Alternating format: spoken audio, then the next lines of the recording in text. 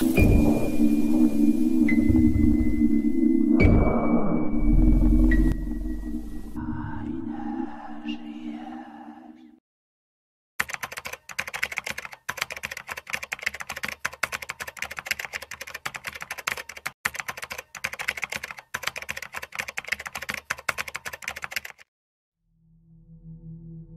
क्रमांक 1552, गाडी क्रमांक 1552, सोलापूर कोल्हापूर जाणारी गाडी. सोलापूर मोहोळ पंढरपूर सांगोळा मिरज सांगली मार्गे कोल्हापूर जाणारी शेवटची गाडी फलाट क्रमांक 5 वर लागली आहे. त्या अंधाऱ्या रात्री सोलापूर डेपोत ती अनाउन्समेंट झाली. तसे पाहिले तर सोलापूर डेपो रात्रीला सुद्धा लोकांनी भरून असतो, पण त्या दिवशी प्रवासी हवे तसे नव्हते. मलाही माझ्या कामावरून घरी जायला उशीर झाला होता. तसा मी नेहमीच वेळेवर घरी पोहोचत होतो, पण त्यावेळी दिवाळीचं सीझन होतं, त्यामुळे मला दुकानात थांबावंच लागलं होतं. वेळ झाली होती रात्रीचे 10. गाडीची अनाउन्समेंट झाली तेव्हा मी नुकताच डेपोत पोहोचलो होतो. लोक आपापली गाडी शोधत होते. मी फलाटावर पोहोचताच माझी लाल परी लागली होती. सोलापूर कोल्हापूर. रात्री मला ते लाल रंगाचं बोर्ड स्पष्ट दिसत होतं. मला वाटलं शेवटची गाडी आहे म्हणून खूप गर्दी असणार, पण बोटावर मोजण्या इतकेच लोक एसटीमध्ये दिसत होते. कंडक्टर ड्रायव्हर बहुतेक गाडीची नोंदणी करायला गेली असावीत. मी गाडीमध्ये चढून पाहिलं तेव्हा गाडीत खरंच गर्दी नव्हती.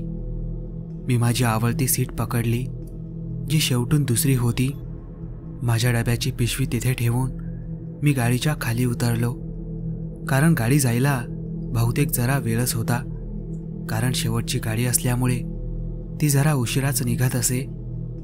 मी फाटकाजवळ उभा राहून डेपो न्याहाळत होतो. आज समोरील लाईटसुद्धा चालू बंद होत होता, त्यामुळे एसटीवर कधी अंधार तर कधी प्रकाश पडत होता. असेच माझे लक्ष डेपोतील त्या बेंचवर गेलं. तिथं कोणीतरी बसलं होतं, म्हणजे कपड्यावरून तरी ती कोणी बाई वाटत होती. मी तिच्याकडे पाहत असताना माझ्या लक्षात आलं की तिचं लक्षसुद्धा माझ्याकडेच आहे. कारण जेव्हा पुन्हा लाईट चालू झाला तेव्हा तिचा तो हसरा चेहरा मला दिसला होता. मला जरा विचित्रच वाटलं, कारण मी त्या बाईला ओळखत नव्हतो. मग ती माझ्याकडे पाहून का हसत होती? मी वळून माझ्या मागे आजूबाजूने पाहिलं. मला वाटलं ती दुसरीकडे पाहत असेल, पण माझ्या आजूबाजूने कोणीच नव्हतं. मला आता त्या बाईची जरा भीतीच वाटली. एकतर ती त्या अंधाऱ्या जागी एकटीच बसली होती. त्या पूर्ण बेंचवर कोणीच नव्हतं. डेपोत इतर बेंचवर काही लोक बसली दिसत होती, काही झोपली होती.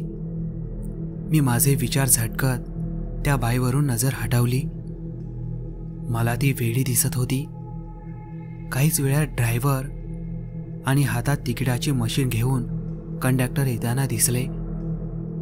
खरं तर मला पाणी प्यायला जायचं नव्हतं, पण जावंच लागलं, कारण गळा सुकून आला होता आणि त्या बाईच्या प्रसंगामुळे मला तहान लागली होती.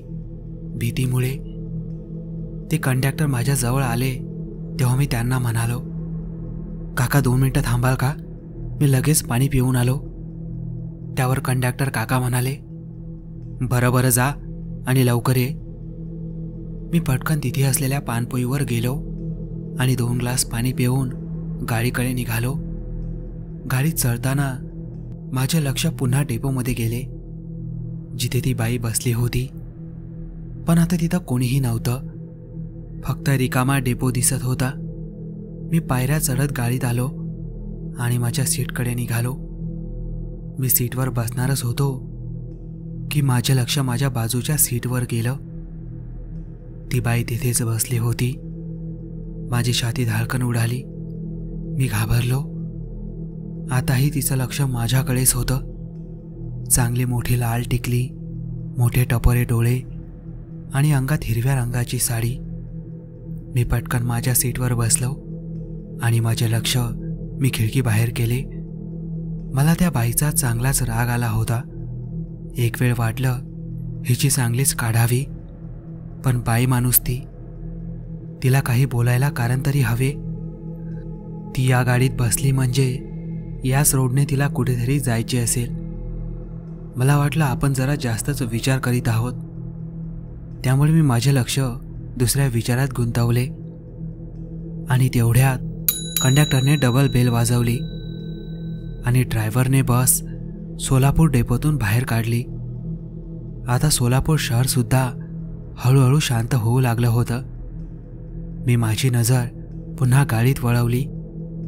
कंडक्टर समोर बसलेल्या प्रवाशांचे तिकीटं काढत होता. माझ्या मागच्या आणि समोरच्या काही सीट खाली होत्या, पण ती बाई तिथं न बसता माझ्याच बाजूच्या सीटवर येऊन बसल्यामुळे मला जरा वेगळं आणि विचित्र वाटत होतं. आता मी तिला पाहिले असता तिची नजर समोर होती. कोण होती ती बाई? एकटीच अशा रात्रीला कुठे प्रवास करीत होती? असे अनेक विचार माझ्या मनात येत होते. समोरच्या माणसांची तिकीटं काढून झाल्यावर कंडक्टर माझ्याकडे येऊ लागला. अरे बाबा, इतक्या मागे का बसलास? समोर बसायचं की? कंडक्टर माझ्याकडे पाहत म्हणाला.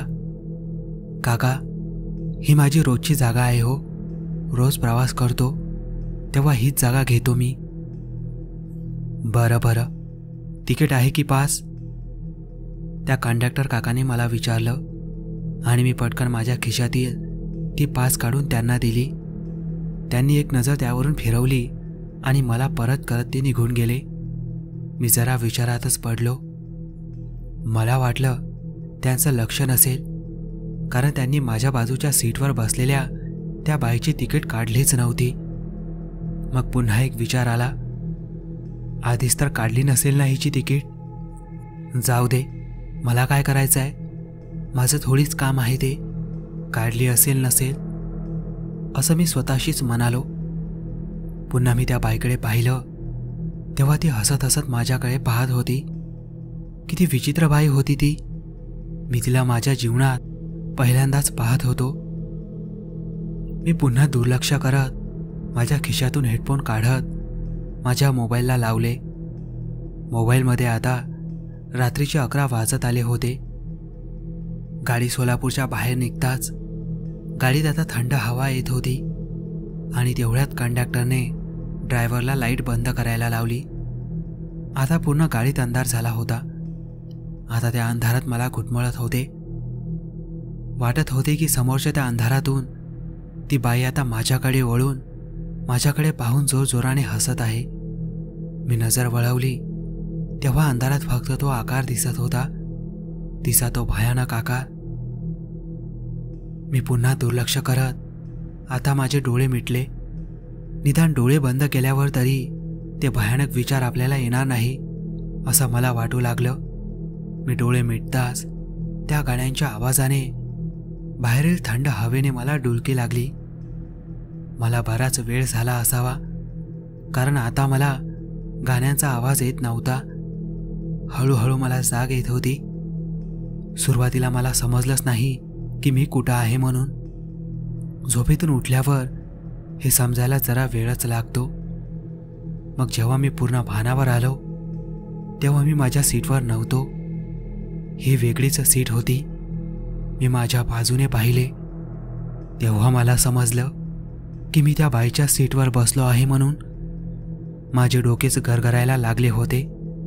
मी धचकून उठलो आणि माझ्या सीटवर जाऊन बसलो. पण मला हे समजत नव्हतं की मी त्या बाईच्या सीटवर गेलोच कसं, कारण मी तर माझ्या सीटवर बसलो होतो आणि मला चुकून झोप लागली होती. माझी छाती धडधड उडत होती. हा प्रकार काहीतरी विचित्रच होता. एवढ्या वेळचे जे आपल्यासोबत घडत आहे ते फार भयानक आहे हे माझ्या आता लक्षात येत होते.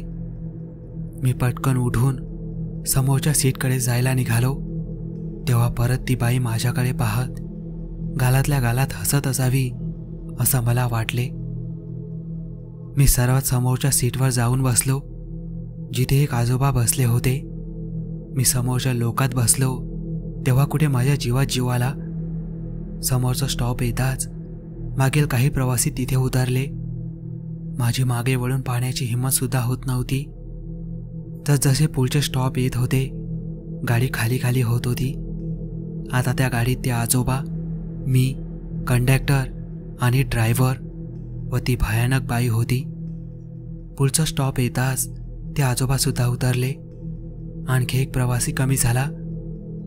आता फक्त ती बाई आणि मीच प्रवासी म्हणून उरलो होतो. मला मनोमन वाटत होते की ती बाई माझे स्टॉप येण्यापूर्वी उतरावी, पण पुढील 2 स्टॉप आल्यावर सुद्धा ती बाई उठून समोर आली नाही. आता पुढील स्टॉपवर मला उतरायचं होतं आणि स्टॉप येण्यापूर्वीच ती बाई उठून दरवाजाकडे चालत येऊ लागली आणि पुन्हा एकदा माझी पाचावर धारण बसली. तिला सुद्धा माझ्या स्टॉपवरच उतरायचं होतं बहुतेक. ती आली आणि कंडक्टरच्या सीटवर बसली.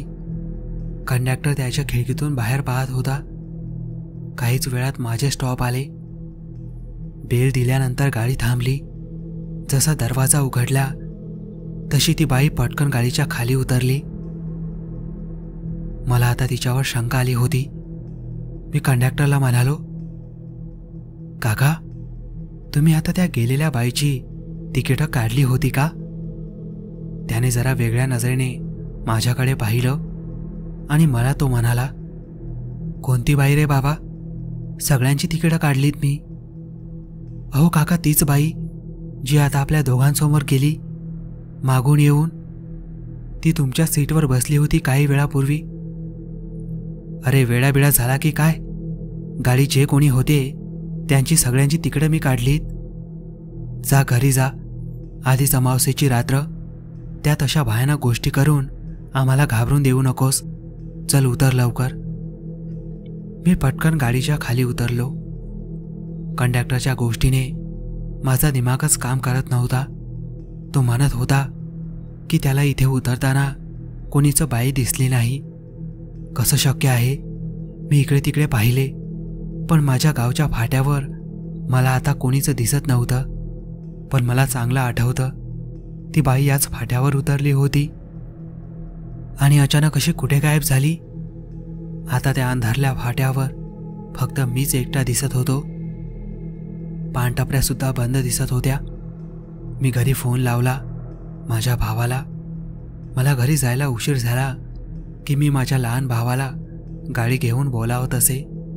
तो काहीच वेळा तिथे पोहोचणार होता. आता मी रोडवरच त्याची वाट पाहत होतो. पण आज मला खूप भीती वाटत होती. त्यात ती भयानक बाई अचानक कुठेतरी गायब झाली होती. रातकिड्यांचा किरकिर आवाज येत होता आणि तेवढ्यात मला माझ्या मागून कोणीतरी आवाज दिला. मी मागे वळून पाहिलं तेव्हा तिथे फक्त गर्द झाडी आणि तो अंधारला काळोखी रस्ता होता. झाडीमध्ये काहीच हालचाल दिसत नव्हती. मला वाटलं हा माझा भास असेल, म्हणून मी पुन्हा समोर वळलो आणि पुन्हा मला बोलावण्याचा आवाज आला. हा आवाज अगदी ओळखीचा वाटत होता, माझ्या भावाचा. काय आश्चर्य! माझा भाऊ या अंधाऱ्या रस्त्यातल्या झाडीत काय करत असावा? हा तर त्याच्या येण्याचा रस्ता सुद्धा नव्हता. तो समोरील रस्ता स्मशानात जात होता. माझी आता चांगलीच घाबरगुंडी उडाली होती. आणि तेव्हा झाडीमध्ये काहीतरी हालचाल झाली.